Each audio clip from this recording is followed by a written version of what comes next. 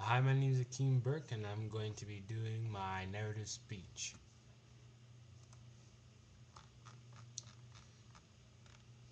In life, we tend to go through many different experiences, both good and bad.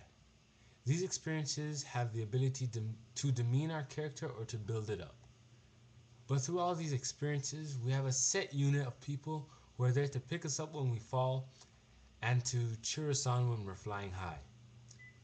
This unit I'm speaking of is our families, but more specifically, our parents.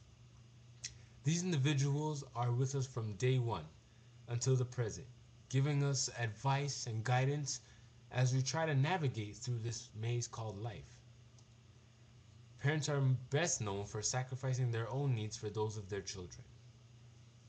To know someone is willing to give up what they need, want, dream of, and replace it with those of their children is something we are yet to understand until we are parents ourselves. However, through knowing that our parents will always be there to help us, we tend to take them for granted. I'm sure if we were to all stop and think about how many times and all the things that our parents have done for us and think about what we've done for them, the dichotomy would boggle the mind. Just think about how many times they've done something for you and we haven't even given them the common thank you. Now put yourself in their shoes. How would you feel if you had a child that you loved unconditionally, forfeited your needs regularly for, but that child could not give you just a common thanks mom or thanks dad? How would you feel? Unloved? Neglected? Possibly even unappreciated? My godmother used to always tell me as I grew up, Akeem, who is the only person that you have that you can count on for anything? Is it not your mom? Make sure you try your best in school and help your mom because you guys only have each other.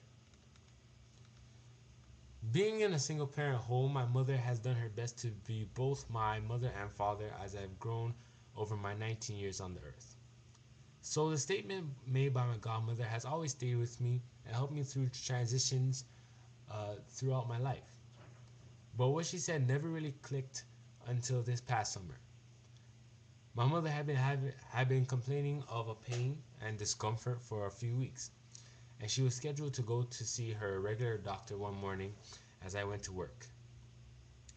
I asked her to give me a report on what the doctor said when she was done. I went on with my day with the kids at my camp, having fun and such, until I received a text saying the doctor's sending me to the hospital. My heart dropped. I had no idea why she had to go to the hospital or what was going to happen there. This is my mom we're talking about here. After reading the text, I notified my boss, Francis, who is more like a big sister than a boss, about what the situation was. Why she went to the hospital? I I have no clue. Do you want to take the rest of the day off? No, Francis, I'm cool. No worries. In a cautious manner, she said. In a cautious manner, she said, "All right, Kim, but keep me posted about what's happening." From that point on, I felt a bit odd. I could not really focus on much, trying to figure out why she was in the hospital. Then the next text I got dropped the biggest bomb. It said, "I have to go into surgery." Time stood absolutely still. My mind began to race as my heart tried to catch up. After getting permission to leave, I never ran so fast. As I arrived in the emergency room, I was met with people missing limbs and wailing in pain. As the curtain pulled back, finding my mom, I had never seen the amount of pain in her eyes. It just about it would bring the regular person to tears. But I had to stay strong.